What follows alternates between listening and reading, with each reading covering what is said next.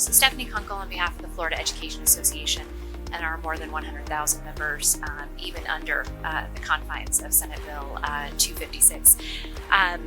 We do appreciate that the sponsor has filed legislation that did clean up some of the problems that we did address in numerous stops in both committees, in both chambers last year.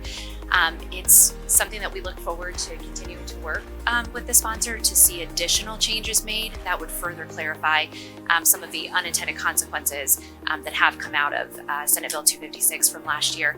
At this point, we are opposed to the legislation, but do look forward to working with the sponsor as it moves forward. Thank you, Mr. Chair. You mentioned unintended consequences. Giving you a moment to just kind of give us a picture of what you've experienced as unintended consequences. So I think one of the things that I think even PERC brought to this chamber last year was the fact that the amount of work that was going to be put onto PERC as a result of Senate Bill 256 becoming law is now they're experiencing that. So for example, you talked about the hand stamping of cards. Under law, every time a card is collected through a card collection campaign, they have to be hand stamped that same day. So when you talk about a bargaining unit of 30,000 members and they're doing a card campaign of 10 to 15,000 cards being collected and turned in, PERC staff has to stop everything that they're doing and hand stamp every single one of those cards.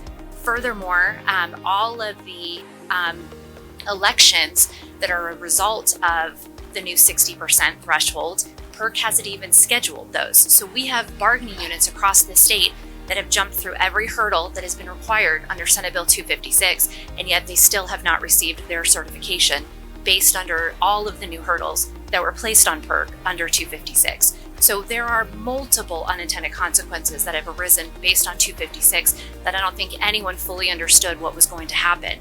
We would like to continue working with the sponsor and the House sponsor in order to clarify and correct some of those things as we move forward. There's certainly a provision or two that we like, but we've got to move forward with a lot of those other provisions as well. Thank you.